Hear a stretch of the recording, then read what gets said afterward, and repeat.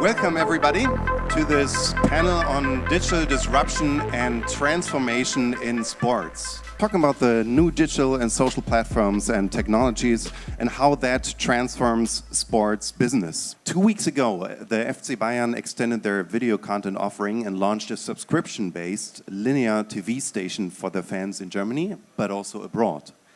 Do you see this as part of the digital transformation that teams are facing, that they are becoming media houses themselves? Digital has enabled sports partners and especially clubs and leagues to find a different way of engaging with their audiences. It's not about, just being a club and being active in a sports. It's more about creating great content and getting that relationship to the audience and using the platforms and the means that you have to actually interact with that audience and build your fan base. Talking about digital, in the old days, it was like having a broadcaster broadcast that game in the league, having the rights to it. Clubs and leagues now have the chance to actually, create their own content, tell their own story, and at the same time, while doing so, generate new revenue streams from it. As the reach and the audience grows internationally, distributing live experiences has a tons of complications in terms of scheduling or pushing or contextualizing the workflow.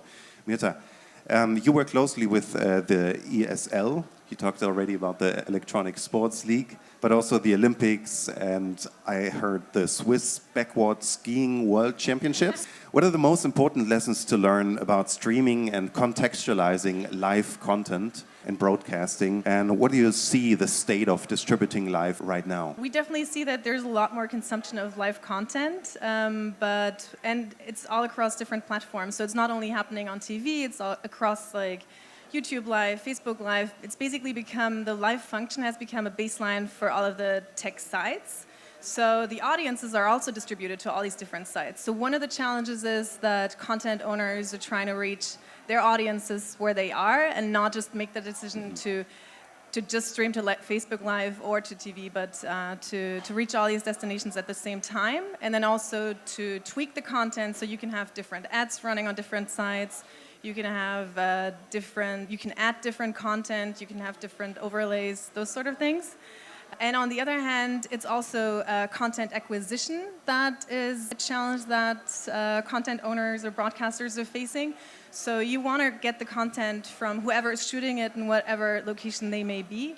And a lot of times they also want to enrich the content that they already are producing with their existing workflows with user-generated content. So because everyone has a live function on, for example, their Periscope app or on Facebook, so everyone can basically contribute to the content that you're shooting already and report from wherever they are. And so to bring that content into the production, to edit in the cloud, and then to either use that as a sub-switcher to your existing production, and then also to distribute to all these platforms at the same time. And then what is the biggest challenge then for the workflow specifically? So maybe you can talk about the Olympics, where you guys were really active.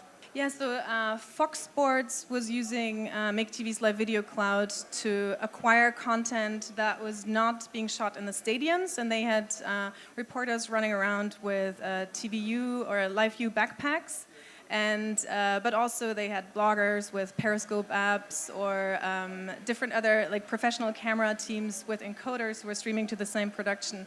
So they were able to use those for their existing production, but also to reach their different audiences on, for example, a Facebook Live Chile page of Fox Sports. Could you elaborate a little bit on examples where you see opportunities for your audience to be or to broadcast or to work live? We also try to extend the live experience. So what we give to our licensed partners is program before the event, so the build up to the game, and afterwards, and live interviews, etc. So we're moving away from just creating the game on the pitch, but creating extra footage, which then can be used through various channels. Is there anything to learn from US brands like NBA or NFL in terms of how they want to conquer the European market and the German market? From this distribution strategy, they're quite similar to what we do.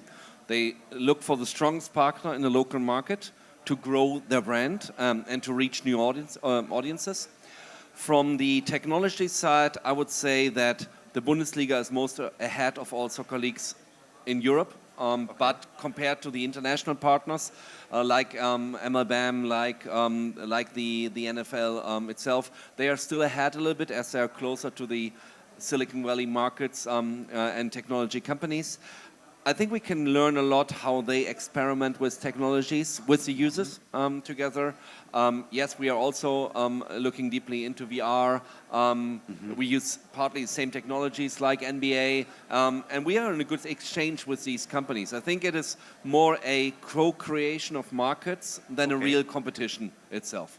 Right now, we just talked about the pro side of sports, and maybe you can elaborate a little bit about what are the biggest opportunities to really include fans in the live experience or in the overall game experience and sports experience. You have the opportunity of actually becoming part of the stream and contributing. So if you are in front of the stadium, you could be sending your stream via Periscope and be part of the pre-coverage that you were also talking about and the post-coverage. So create more content that then also can be monetized by the content owner that is behind the main content. Well, I would love you guys to have something of a closing, like in terms of the top trends or takeaways for each of you personally from South by Southwest for your business model. We're going to hear about VR and 360 video. I think in a B2B space, it's very interesting. For license holders to experiment with it, it's very interesting.